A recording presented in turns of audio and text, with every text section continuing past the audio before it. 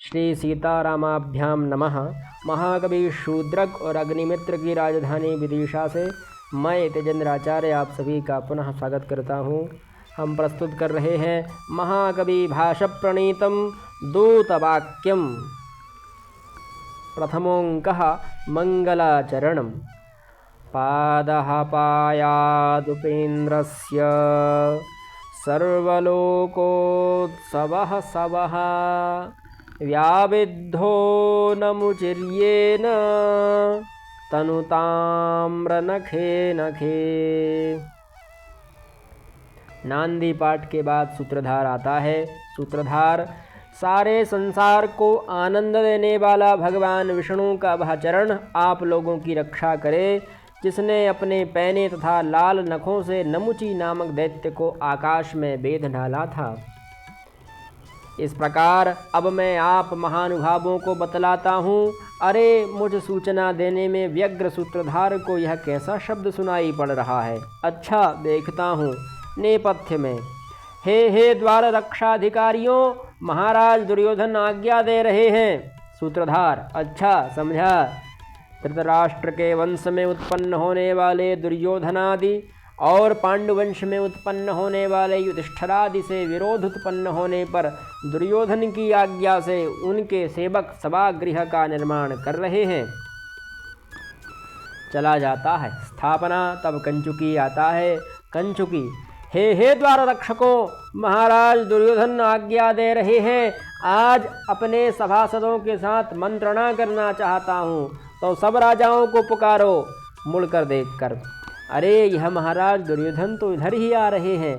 यह जो सांवला युवक और श्वेत वस्त्र का उत्तरीय धारण किया हुआ दुर्योधन छत्र चामर श्रेष्ठ तथा शरीर में अंगराग आदि लगाकर शोभित हो रहा है, वह धनवान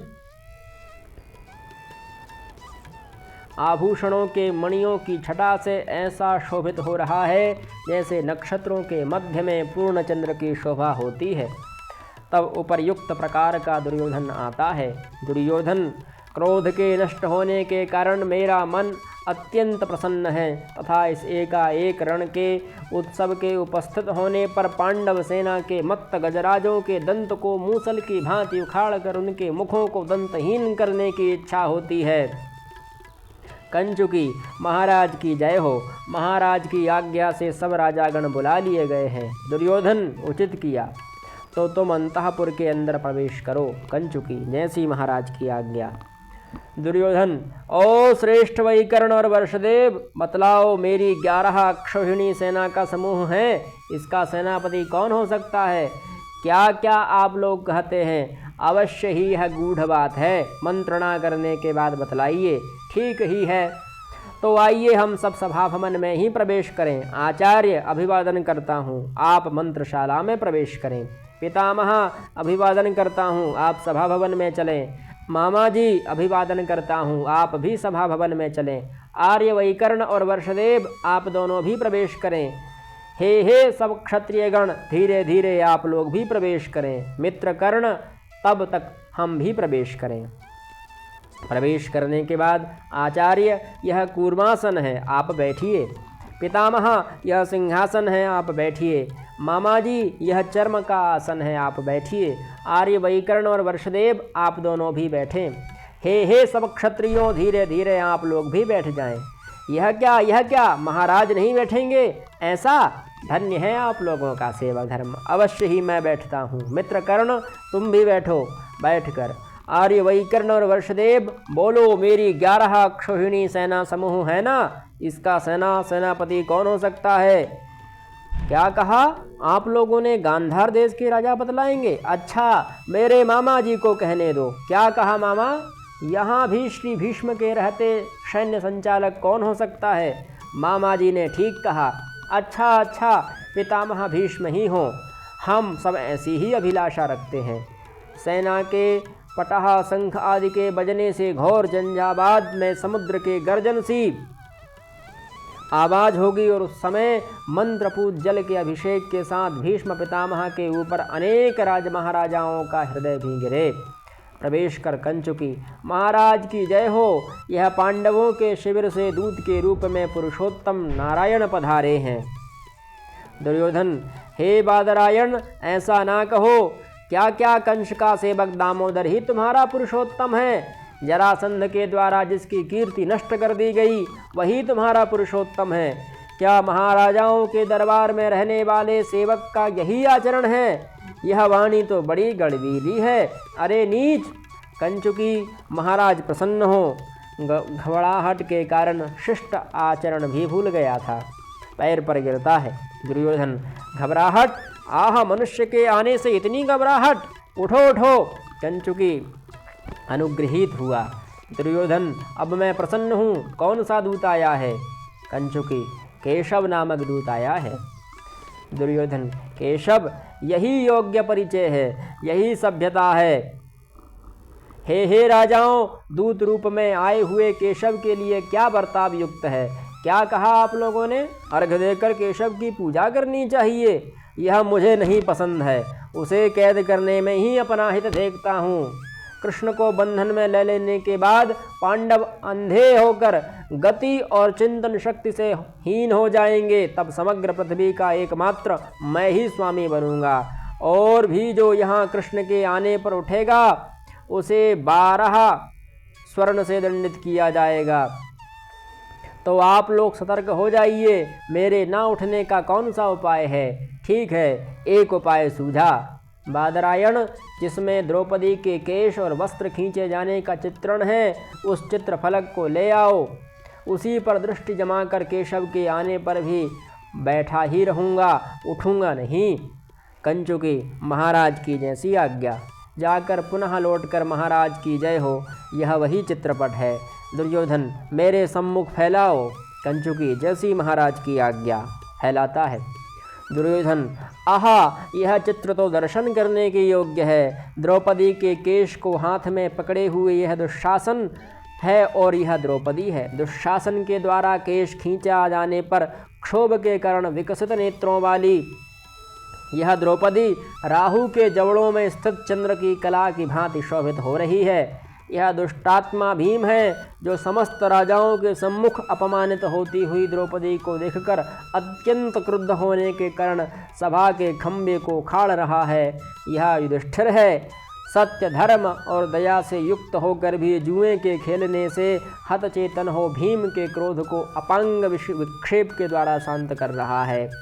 यह अर्जुन है, इसकी आंखें क्रोध से विस्फारित हो गई हैं, अधरोष्ट भी फड़क रहे हैं। यह उस शत्रु समूह को तृण के समान मानकर समस्त भूपाल मंडल को जड़ से उखाड़ फेंकने के लिए ही मानो अपने धनुष की प्रत्यंचा को कान तक खींच रहा है।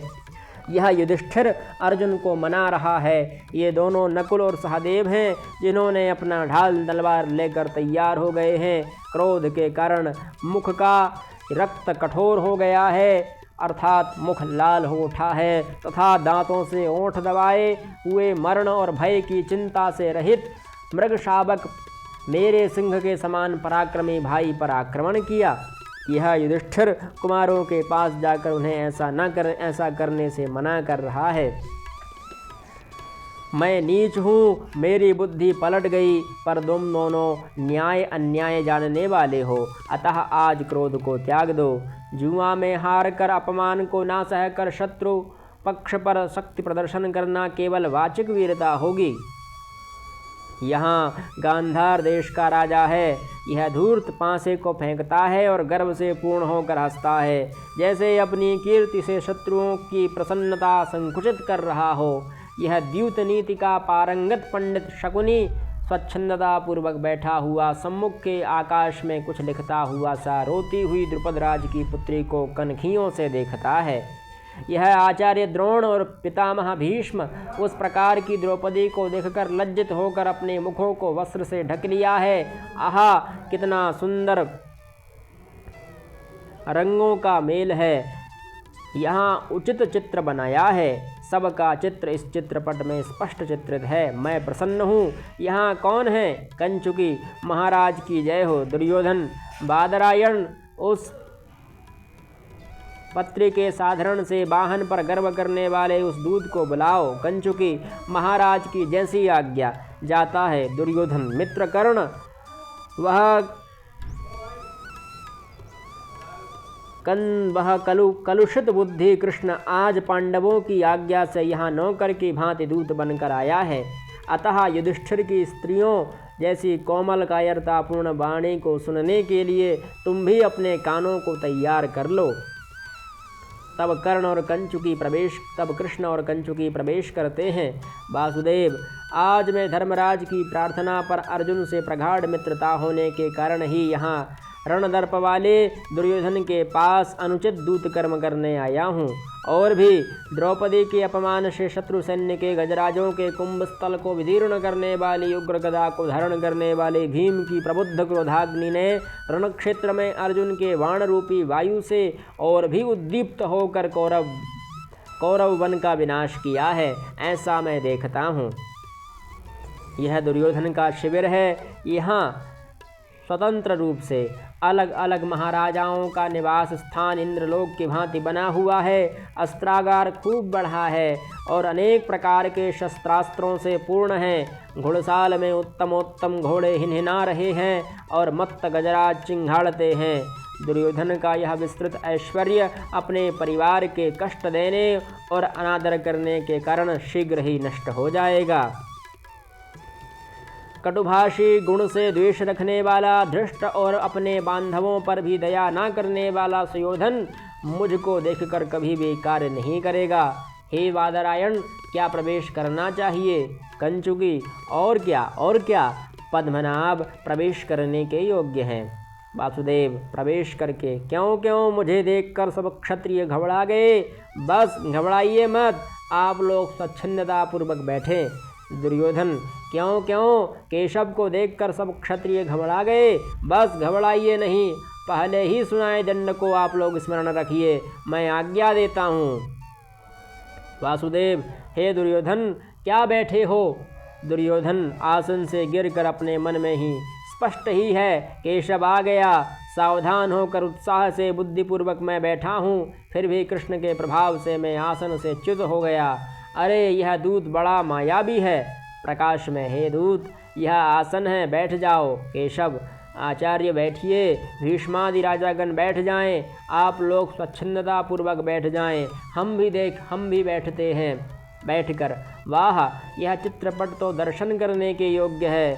तो रहने दो, इसमें द्रौपदी के केश घर्षण का चित्र बनाया है। आहा, यह तो दुर्योधन अपने बांधवों का अपमान करके मूर्खता के कारण उसमें ही अपना पराक्रम समझता है। संसार में ऐसा दूसरा कौन होगा जो सभाओं में निर्दय होकर अपना ही दोष प्रकट करे। आह, इस चित्रपट को दूर हटा दो। दुर्योधन, बादरायण, इस चित्रपट को दूर हटाओ। कंचुकी, महाराज की जैसी आज्ञा। दुर्योधन, हे दूत, धर्मपुत्र युधिष्ठिर, वायुपुत्र भीम, अमरेश पुत्र मेरा भाई अर्जुन और विनीत अश्विनी कुमार के जुड़वा पुत्र नकुल और सहदेव आदि सब अपने परिजनों के सहित सकुशल तो हैं। वासुदेव, गांधारी पुत्र दुर्योधन के लिए ऐसा प्रश्न युक्त ही है। और क्या सब सकुशल हैं। युधिष्ठिरादि पांडव आपके शरीर और राज्य के आंतरिक और बाह्य कुशल को पूछते हुए निवेदन करते हैं। हम लोगों ने 13 वर्ष तक महान दुख सहकर वनवास किया, अब वह समाप्त हो गया है समय। अतः धर्मानुमोदित जो पिता के धन का विभाग हो हम लोगों को मिलना चाहिए। दुर्योधन, कैसे? वह दाय आदि कैसे? वन में शिकार खेलने के सिलसिले में चाचा जी को मुनि ने शाप दिया और तभी से वे स्त्री संभाग से विरक्त हो गए। अस्तु, दूसरे पुरुषों से उत्पन्न हुए पुत्र को पिता के धन का भागी कैसे माना जाए? वासुदेव, इतिहास को जानने वाले आपसे मैं पूछता हूँ। अति विषयासक्त विचित्र वीर्य क्षय रोग से मृत्यु को प्राप्त हुआ, पुनः अंबिका में व्यास के द्वारा उत्पन्न हुआ धृतराष्ट्र तुम्हारा पिता राज्य का उत्तराधिकारी हुआ? नहीं, ऐसा आप ना कहें। हे राजन, इस प्रकार परस्पर विरोध बनाने से यह कौरव वंश शीघ्र ही नाम मात्र से शेष रह जाएगा। अतः आप क्रोध को त्याग कर कुछ ऐसा करें जैसा कि युधिष्ठिर आदि पांडव आपसे प्रेम पूर्वक कहते हैं। दुर्योधन, हे दूत, आप राजाओं के साथ व्यवहार करना भी नहीं जानते। सहृदय शत्रुओं को पराजित करके राजकुमारगण राज्य को प्राप्त करते हैं। इस प्रकार शक्ति से अर्जित राज्य संसार में कहीं भी मांगा नहीं जाता और ना तो यह दीनहीन याचकों को दिया ही जाता। यदि उन पांडवों को राज्य की इच्छा हो तो शीघ्र ही वे युद्ध करें, अथवा शांति प्राप्त करनी हो तो वन में किसी आश्रम में स्वच्छंदता से जाकर रहें। वासुदेव, हे सुयोधन, अपने ही बांधवों पर परुषवाणी का प्रयोग बंद करो।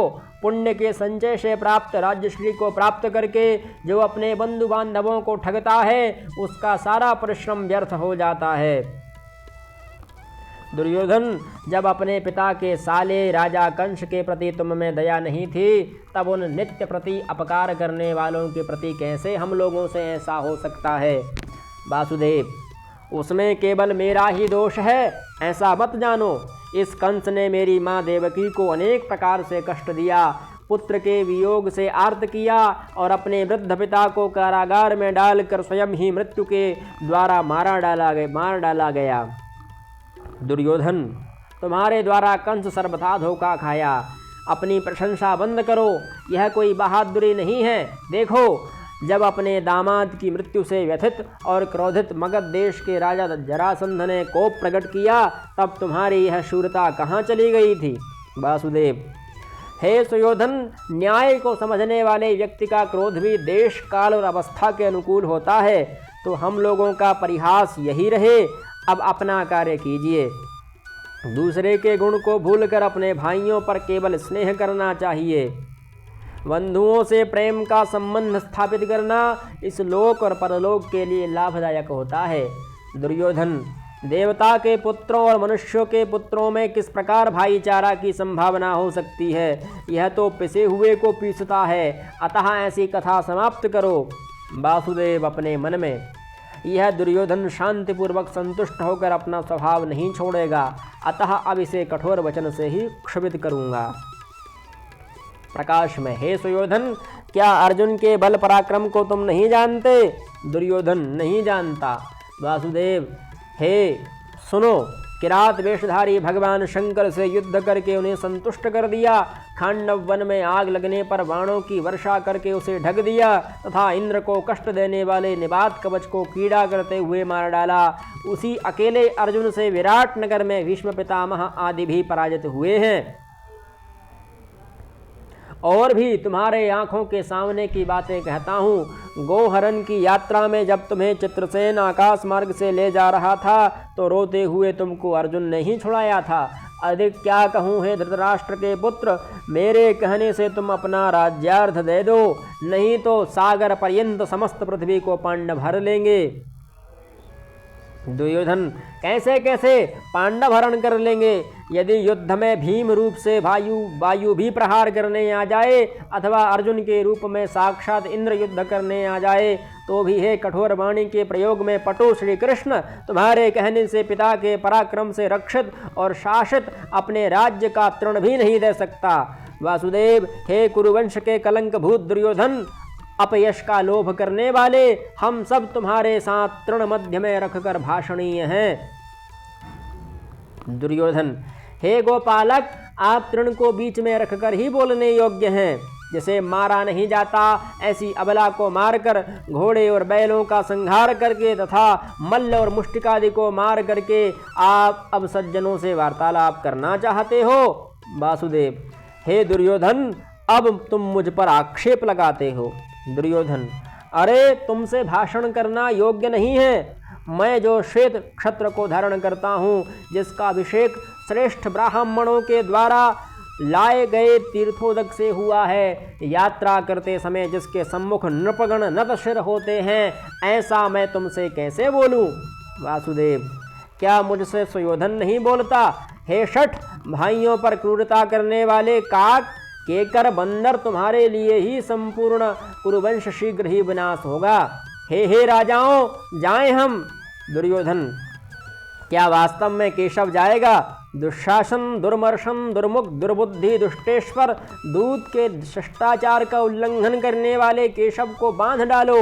अरे अशक्त कैसे? दुशासन, क्या तुम भी समर्थ नहीं हो? हाथी, घोड़े, बैल तथा कंस को मारने वाले ग्वालों के साथ रहने के कारण यह दूत का शिष्टाचार भी नहीं जानता तथा बाहों में बल पराक्रम न होने के कारण कटु वचनों के द्वारा इन्होंने राजाओं के समक्ष मेरा अपमान किया है। अतः इन्हें बांध लो, यह शक्तिहीन है। मामा, इस केशव को बांध लो, कैसे परांग मुख होकर गिरता है। अच्छा, मैं ही पास इन्हें बांधूंगा। पास जाता है। वासुदेव, क्या दुर्योधन मुझे बांधना चाहता है? अच्छा, सुयोधन की सामर्थ्य देखूंगा। विश्व रूप में प्रकट होते हैं भगवान। दुर्योधन, हे दूत, चाहे तुम अपनी माया या देव माया से अनेक रूप धारण कर लो या कठिन अमोघ दैवी अस्त्रों का प्रहार करो, फिर भी हाथी, घोड़ा, बैल आदि के बद से जो तुम्हें घमंड हुआ है उसे नष्ट करते हुए राजाओं के बीच आज तुम्हें बांधूंगा ही। इस समय रुको, कैसे केशव नहीं दिखाई देते? यह केशव है? अरे इतने लघु केशव! अरे अब रुको, कैसे केशव नहीं दिखाई देते? यह केशव है। अरे इतने बड़े केशव, कैसे केशव नहीं दिखाई देते? यह केशव है। सब जगह सभा भवन में केशव ही केशव हो गए हैं। अब क्या करूं? अच्छा देखा, हे राजाओं, एक एक केशव को बांध लो, कैसे स्वयं ही सब पाश में बंध कर गिरते हैं। बहुत अच्छा, हे मायाविन, बहुत अच्छा। मेरे धनुष से छोड़े गए तीखों तीरों से विद्ध और रक्त के श्राव से रंजित शिविर में आए हुए तुम्हारे शरीर को पांडवगण आंखों में आंसू भरकर दीर्घ निश्वास छोड़ते हुए देखें। चला जाता है।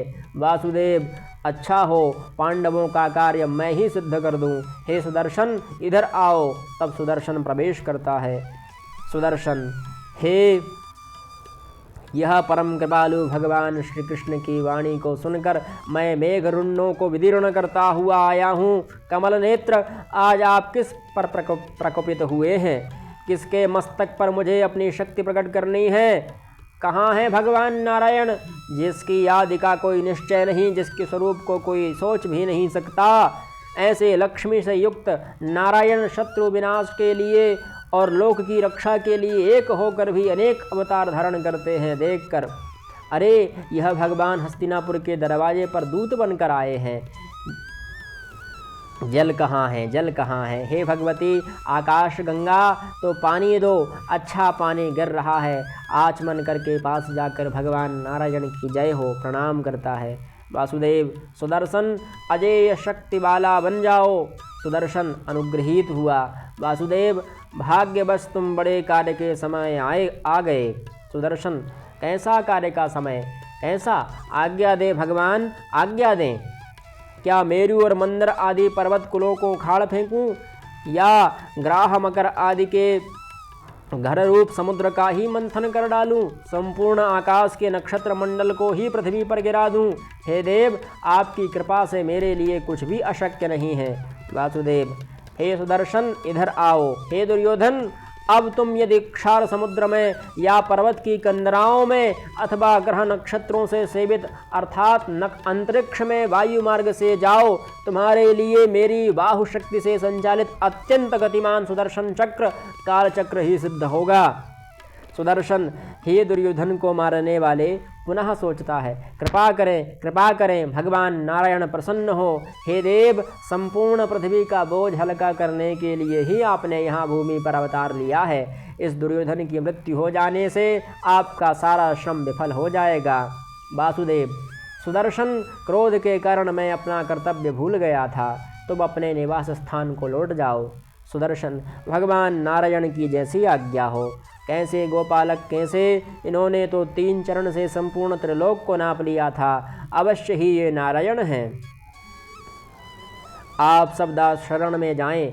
अच्छा, मैं जाता हूँ। अरे यह भगवान का अस्त्र श्रेष्ठ सारंग धनुष आ गया। यह तनवंग और कोमल तथा सुंदर रूप को धारण करने वाला, स्त्री के स्वभाव वाला, विष्णु के द्वारा मध्य में पकड़ा जाने वाला शत्रु समूह के लिए एक अस्त्र काल के समान है। स्वर्ण से इसका पृष्ठभाग जड़ा हुआ है। वह शार्ंग धनुष भी श्री कृष्ण के समीप ऐसा ही लगता है जैसे नवीन श्यामल मेघ के समीप सौदामिनी। हे शार्ंग भगवान नारायण का क्रोध शांत हो गया, अपने निवास स्थान पर लौट जाओ। अच्छा, लौट गया। तो मैं भी जाता हूँ। अरे यह कौमुद की गदा भी आ गई। मणियों और स्वर्ण से विचित्र प्रकार से निर्मित सुंदर माला का उत्तरीय धारण किए हुए तथा देव देवियों के शरीर को चूर्णित करने की तृष्णा से युक्त पर्वत, देव देशियों के शरीर को चूर्णित करने के तृष्णा से युक्त पर्वत के प्रांत भाग के समान चौड़ी और अप्रतिहत पराक्रम वाली यह गदा शीघ्रता पूर्वक मेघ घटा को विदीर्ण करती हुई चली आ रही है। हे कौमुदकी, भगवान नारायण का कोप शांत हो गया। अच्छा, लौट गया तो जाता हूँ। अरे यह पांचजन्य आ गया।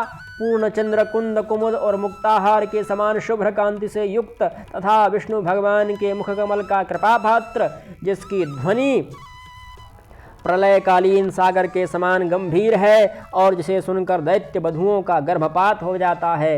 हे पांचजन्य, भगवान नारायण का क्रोध शांत हो गया। आप लौट जाएं। अच्छा, लौट गया। अरे नंदक तलवार आ गई। तनबंगी बाला के रूप में धारण करने वाली, युद्ध स्थल में दैत्यों के लिए अत्यंत भयंकर, आकाश में तेजी से जाती हुई यह उत्पात केतु की तरह जलती हुई दिखाई देती है। हे नंदक, भगवान का क्रोध शांत हो गया। आप जाएं। अच्छा, लौट गई तो जाता हूँ। अरे यह भगवान के श्रेष्ठ अस्त्र, यह नंदक नाम की तलवार, जिसने अपनी तीव्र ज्योति से सूर्य को तीक्ष्ण किरणों का उपहास किया है, यह वह गया है जो शत्रु पक्ष के कठिन वक्षस्थल को विदीर्ण करने में परम निपुण है। यह शार्ंग नाम का धनुष ही लौट गया तो अब मैं भी जाता हूँ। अरे बड़ी प्रचंड वायु है, सूर्य बड़ा तप रहा है, पर्वत चलायमान हो गए हैं, सागर उद्वेलित हो उठा है, वृक्ष गिर रहे हैं, बादल इधर उधर दौड़ रहे हैं, बासुकी आड़ी नागराज भी छिप गए हैं। यह सब क्या है? अरे यह भगवान विष्णु का वाहन गरुड़ भी आ गया। देवता और दानवों के अत्यंत परिश्रम से प्राप्त अमृत को अपनी माता के मोक्ष के लिए जिस गरुड़ ने प्राप्त किया और विष्णु को तुम्हारा भार वहन करूंगा ऐसा वर भी दे दिया, वह गरुड़ आ गया। हे कश्यप के प्रिय पुत्र गरुड़, देवताओं के देव के ईश्वर के भगवान का क्रोध शांत हो गया। अपने घर को जाओ।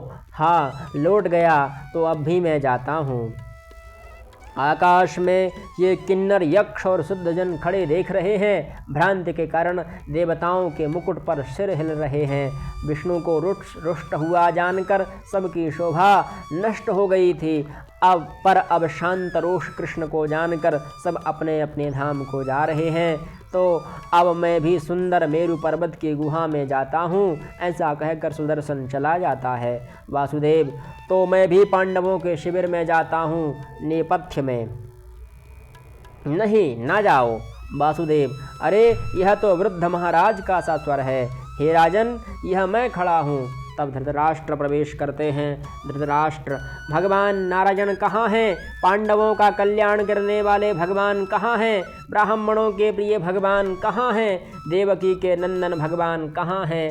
हे देवताओं के देव, हे शार्ंग चापधारी, तुम्हारे पैरों पर आज मेरा मस्तक अपने पुत्रों के अपराध करने से गिरा हुआ है। हाँ वासुदेव, हाँ धिक्कार है, आप मेरे पैरों पर गिर पड़े। उठिए उठिए। धृतराष्ट्र अनुग्रहित हुआ। भगवान, यह अर्घ्य, यह पाद्य ग्रहण करें। वासुदेव, सब ग्रहण करता हूँ, पुनः तुम्हारा क्या कल्याण करूँ।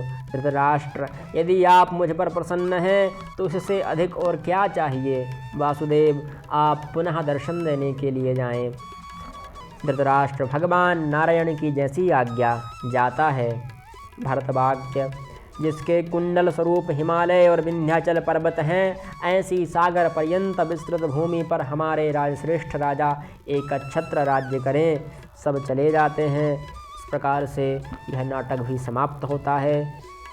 जयतु संस्कृतम, जयतु भारत।